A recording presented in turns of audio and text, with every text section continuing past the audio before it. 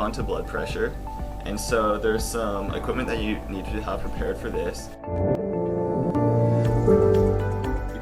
This is the blood pressure cusp, and so this whole black Velcro thing is what you wrap around the patient's arm. And you have the pump right here, which you pump up to put air in here, and that's what gets it tight around their arm.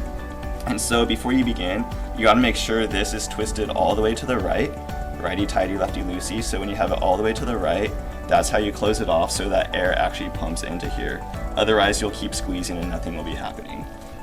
The meter, so when you pump it up, you can gauge how much air you have in by how high the numbers are.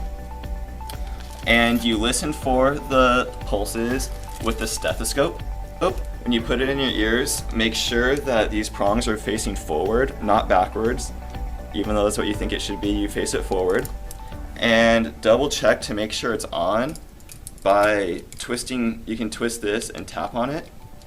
So you hear, right now it's not really making a noise in my ear, but when I twist it, then I can hear it. And so that's how you know if your stethoscope is on and working. Otherwise, you might be sitting there and be thinking this person has no pulse, when really your stethoscope is just turned off. And then you have the patient put their right arm up on the table, and we use the right arm just for consistency throughout all the tests. So what you're gonna do is you're gonna try to see if you can find a pulse on the brachial artery. It's usually towards the inside of the elbow, around here. And then you kind of just take a little mental note of that. And you're gonna wrap the cusp around their arm. Keep it snug, but not super tight. You just don't want it to have it loose and wobbling around. So you put these in and put the head of the stethoscope right where you had that pulse. And double check to make sure this is all the way tight. And you're gonna squeeze. And by doing this, you pump air into the cusp. So I'm gonna pump it up again just so you can see in the camera what's going on. So we have it up to about 200, and then we slowly let some air out.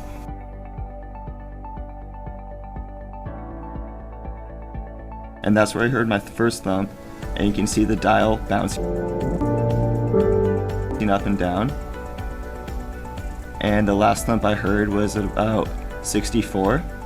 So I got about 118 over 64, because that's where I heard my first thump, heard more, watched the dial bounce up and down, and about 64, I didn't hear anything anymore.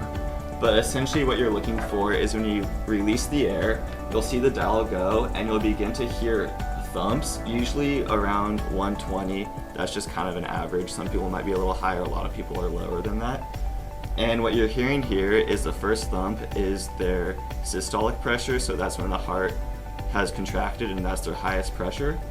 And you'll continue to hear light thumps, and the last thump you hear is the second number you record, and that's their diastolic pressure.